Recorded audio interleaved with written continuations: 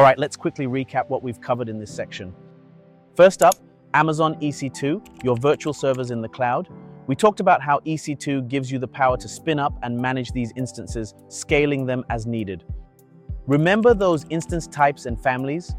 General purpose, compute optimized, memory optimized, each one designed for different workloads.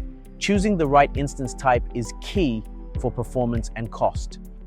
Speaking of cost, we touched on IP address charges. Remember, elastic IPs, those static public IPs, cost a little bit even when they're not attached to a running instance.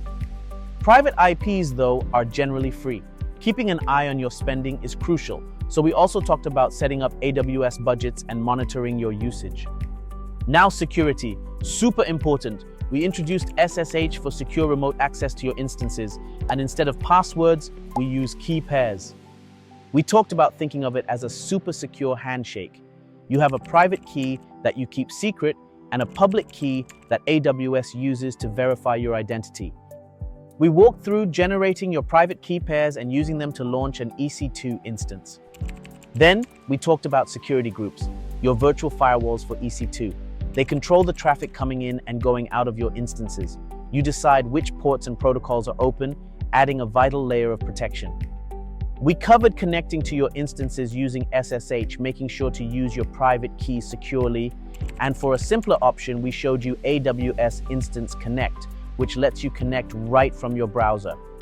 Finally, we dove into the AWS shared responsibility model.